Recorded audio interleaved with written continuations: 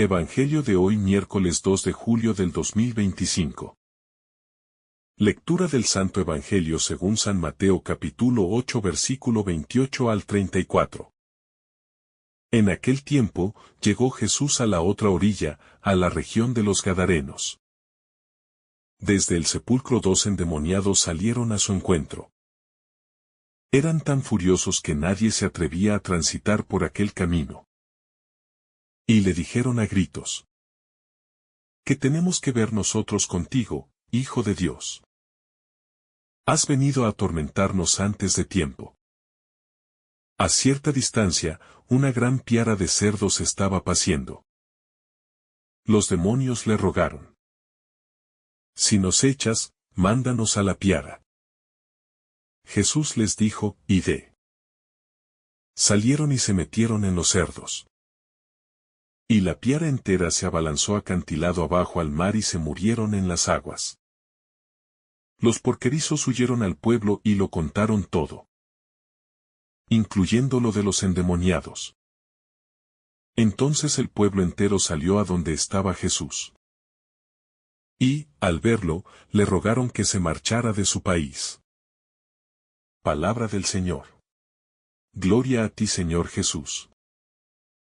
Cuando Jesús abandona la ribera judía y cruza a la región de los Gadarenos, el evangelista nos arrastra, sin previo aviso, a una topografía espiritual de frontera. Estamos en territorio helenista, impregnado de tradiciones paganas, con cementerios excavados en la roca y piaras que pastan entre colinas áridas. Cruzar el lago no es un gesto turístico.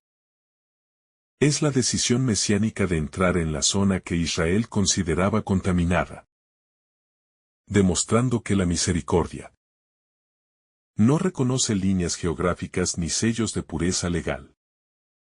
Así, el primer mensaje late ya en la geografía. La buena nueva siempre avanza hacia las periferias. Mateo menciona 2 endemoniados que salían de los sepulcros. Y eran tan feroces que nadie podía pasar por aquel camino. El doble número sugiere plenitud de testimonio. 2 testigos bastaban para dar fe en un juicio y su residencia entre tumbas. Invoca la metáfora de una humanidad atrapada entre la vida y la muerte. Respiran, pero viven rodeados por la sombra de la tumba. Están vivos, pero apartados del flujo de la convivencia normal. Es una imagen llameante de todos aquellos que, en nuestros barrios, transitan la existencia desde los márgenes. Adicciones, enfermedades psiquiátricas, esclavitudes modernas que los aíslan en cementerios sociales. El texto subraya su ferocidad. No se trata de una agresividad meramente física. Es la violencia de quien ha perdido el rostro, la palabra y la pertenencia. La posesión demoníaca, en la narrativa bíblica, simboliza la despersonalización y la ruptura relacional. Estas criaturas ya no se reconocen ni son reconocidas. ¿No refleja esto la realidad de tantas comunidades, donde la dureza del corazón levanta muros, impide el paso y convierte calles enteras en corredores de miedo? El demonio, sea psicológico o espiritual, interrumpe los caminos de la comunión. En cuanto perciben a Jesús, los espíritus impuros se adelantan con un grito que oscila entre desafío y súplica. ¿Qué tenemos que ver contigo, Hijo de Dios? Has venido a atormentarnos antes de tiempo. Esta confesión involuntaria revela 2 verdades nucleares. El mal reconoce quién es Cristo incluso antes de que lo hagan muchos hombres religiosos. El mal sabe que existe un tiempo fijado para su derrota total. Nos hallamos, pues, ante un preludio escatológico. La presencia de Jesús adelanta, en miniatura, el juicio futuro. El título Hijo de Dios en boca de los demonios provoca una ironía teológica. Las fuerzas de la oscuridad profesan la cristología más ortodoxa, pero sin implicación salvífica. Recordatorio para nosotros. Ortodoxia sin conversión es esterilidad. Confesión correcta sin adhesión existencial es ruido que, tarde o temprano, queda reducido a alarido impotente. A poca distancia pasta una gran piara de cerdos. Para el lector judío, el cerdo evoca impureza. Para el lector grecorromano, es fuente normal de sustento. Ese contraste económico-cultural tensa la escena. La liberación de dos hombres colisionará con el bolsillo de los criadores. El Evangelio plantea, de entrada, la inevitable fricción entre la dignidad humana recuperada y los intereses económicos que explotan territorios de muerte. Los demonios solicitan permiso. Si nos expulsas, mándanos a la piara. Incluso el mal necesita autorización divina para cambiar de guarida. Esta súplica revela la subordinación ontológica de las fuerzas oscuras. No son polaridad equiparable a Dios, sino criaturas caídas que dependen incluso en su rebelión de la soberanía de Cristo. Aquí se planta la semilla de la esperanza. Ningún poder infernal actúa fuera del radar de la providencia. El deseo demoníaco de hospedarse en los cerdos confirma su esencia parasitaria. Si no pueden habitar al hombre, buscan al animal. Si no pueden degradar la imagen de Dios en lo humano, se contentan con destruir la vida irracional, mostrando que su propósito final es la aniquilación de toda forma de creación. El pecado, del que Satanás es padre, corroe siempre la vida. No sabe sostenerla, solo corromperla. Jesús pronuncia un lacónico vayan. En griego, un único imperativo basta para desencadenar la expulsión. La economía verbal subraya la eficacia absoluta de la palabra divina. Recuerda Génesis donde un simple hágase convoca la luz. En contraste con ritos exorcísticos largos y ostentosos del mundo antiguo, el Mesías exhibe autoridad sin alarde. Poder sin estrépito litúrgico, gloria que no necesita artificios teatrales. Acto seguido, la piara se precipita al lago y muere ahogada. Los porqueros, testigos estupefactos, corren a la ciudad y narran la tragedia. El relato no adorna el final de los animales. Registra el dato con crudeza. Quizá para subrayar el costo que conlleva la irrupción del reino. Los viejos equilibrios económicos y los cimientos de la impureza se resquebrajan. La liberación no es gratis en términos de estructuras sociales. Implica pérdidas que exigen discernimiento a la luz de la caridad. Cuando la población llega al lugar, no encuentra la piara ni la ferocidad, sino a los hombres sentados, vestidos y en su sano juicio. Marcos detalla esto. Mateo lo insinúa. La paz interior de los exendemoniados es el signo visible de la victoria divina. Signo incómodo, porque obliga a la gente a mirar cara a cara la gratuidad de Dios y la relatividad de sus cerdos. La reacción colectiva le rogaron que se fuera de su tierra. Delata la tensión entre la seguridad económica y la irrupción de la gracia. Tener a Jesús cerca significa renunciar a negocios turbios o, al menos, aceptar que todo capital es secundario frente a la dignidad humana. Los gadarenos prefieren la vieja normalidad con demonios y cerdos, antes que la novedad del reino con libertad y pérdida económica. Este rechazo es una parábola sobre el corazón. No basta que Cristo derrote objetivamente al mal. Es preciso que la persona y la sociedad adopten subjetivamente esa victoria. El Salvador no fuerza puertas. Si lo expulsamos, respeta nuestra decisión. Porque la libertad es condición sine qua non para la comunión. Viendo la escena desde arriba, contemplamos dos libertades en interacción. La libertad soberana de Jesús que decide liberar. Y la libertad humana que puede acoger o rechazar esa liberación. Aquí se enmarca el drama de todo anuncio evangelizador. La gracia llega hasta la puerta y llama, adentro, la respuesta es impredecible. Los exendemoniados, rehabilitados, se convierten en primer querigma vivo para su tierra. Mateo omite su petición de seguir a Jesús. Pero la tradición sinóptica nos permite intuir que testimoniarán lo sucedido.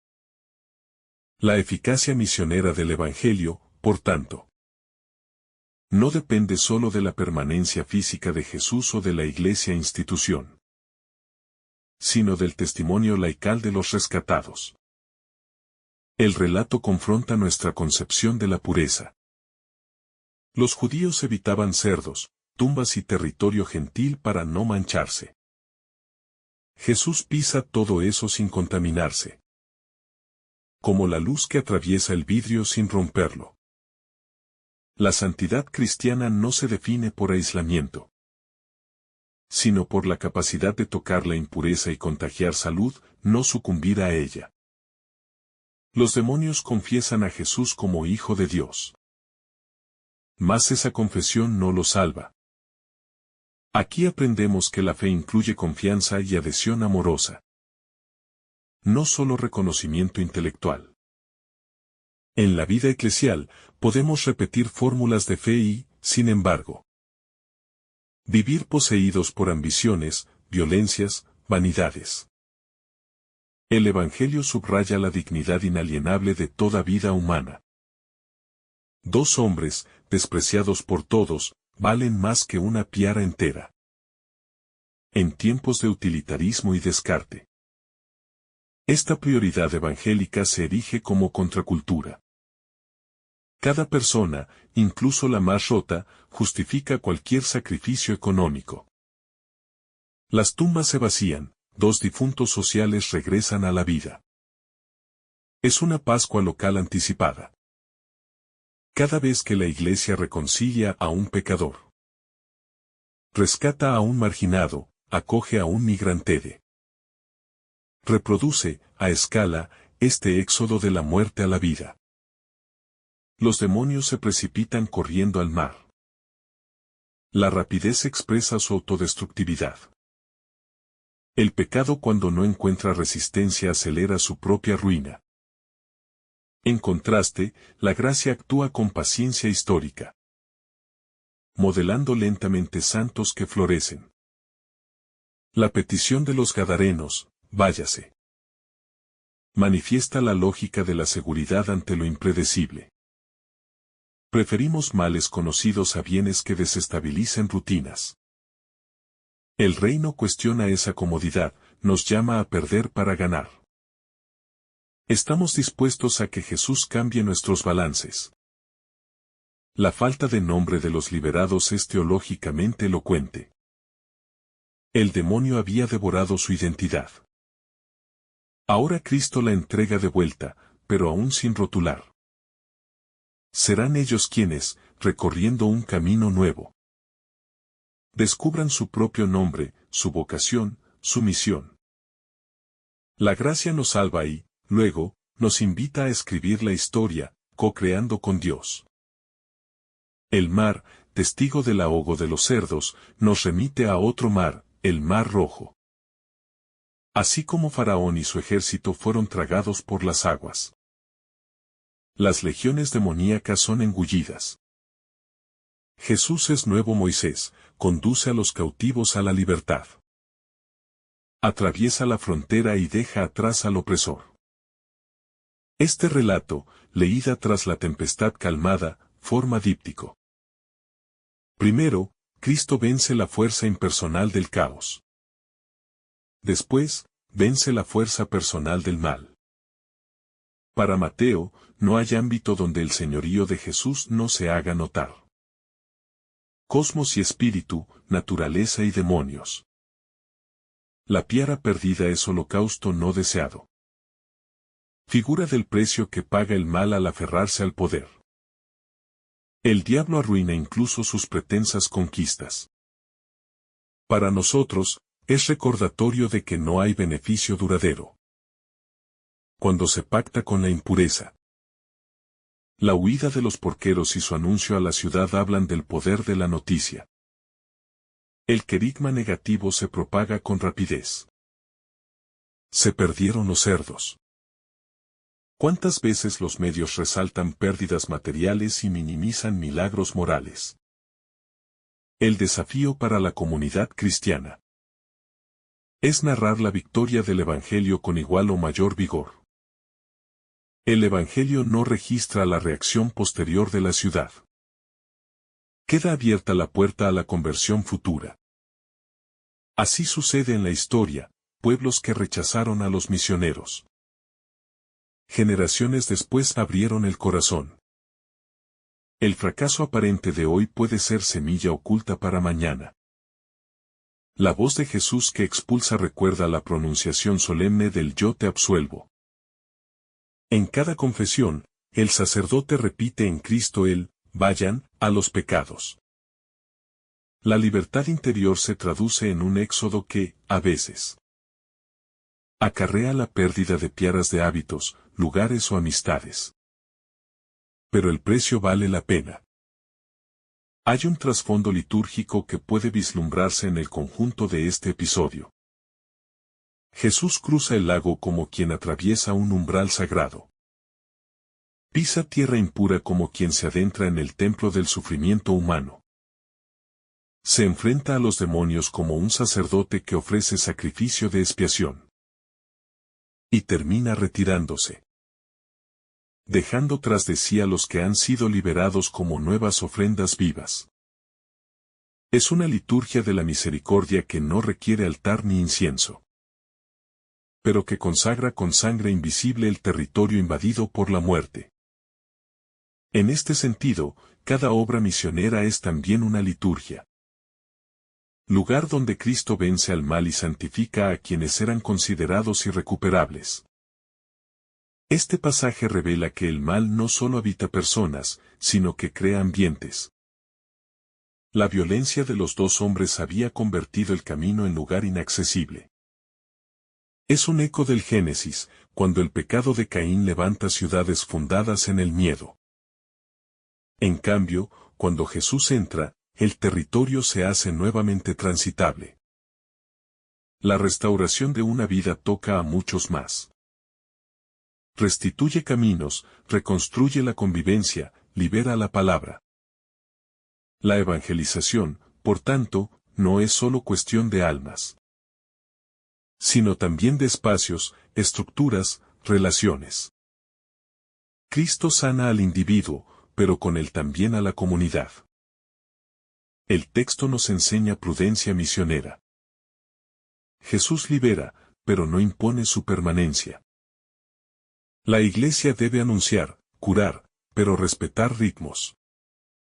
Si la comunidad local pide distancia, la evangelización continuará por otros medios. Rezando para que un día brote apertura. La figura del lago finaliza la escena. Las aguas quedan tranquilas, los cerdos bajo ellas, la barca de Jesús alejándose. Queda flotando el silencio entre la ciudad y los dos hombres libres. Es en ese silencio donde empieza la historia de la gracia. Ellos, testigos, el pueblo, interrogante, Dios, paciente. La pregunta para nosotros es simple. Cuando la libertad ajena cuestione nuestras piaras, ¿elegiremos la presencia de Cristo o, como los gadarenos, le pediremos que se marche con su incómoda misericordia? La respuesta definirá, ¿cómo entonces? Si nuestra tierra permanece un cementerio habitado por sombras, o se transforma en umbral de una vida nueva, que a una costa de pérdidas vale infinitamente más que todos los rebaños del mundo. Hay un trasfondo litúrgico que puede vislumbrarse en el conjunto de este episodio. Jesús cruza el lago como quien atraviesa un umbral sagrado. Pisa tierra impura como quien se adentra en el templo del sufrimiento humano. Se enfrenta a los demonios como un sacerdote que ofrece sacrificio de expiación. Y termina retirándose, dejando tras de sí a los que han sido liberados como nuevas ofrendas vivas. Es una liturgia de la misericordia que no requiere altar ni incienso, pero que consagra con sangre invisible el territorio invadido por la muerte. En este sentido, cada obra misionera es también una liturgia. Lugar donde Cristo vence al mal y santifica a quienes eran considerados irrecuperables. Este pasaje revela que el mal no solo habita personas, sino que crea ambientes. La violencia de los dos hombres había convertido el camino en lugar inaccesible. Es un eco del Génesis, cuando el pecado de Caín levanta ciudades fundadas en el miedo. En cambio, cuando Jesús entra, el territorio se hace nuevamente transitable. La restauración de una vida toca a muchos más. Restituye caminos, reconstruye la convivencia, libera la palabra. La evangelización, por tanto, no es solo cuestión de almas, sino también de espacios, estructuras, relaciones. Cristo sana al individuo, pero con él también a la comunidad. Si esta reflexión te ha gustado, recuerda dar like, dejarnos tu intención en los comentarios y activar la campana de notificaciones, para que todos los días recibas estos mensajes. Te saluda tu hermano Francis deseándote un día lleno de bendiciones.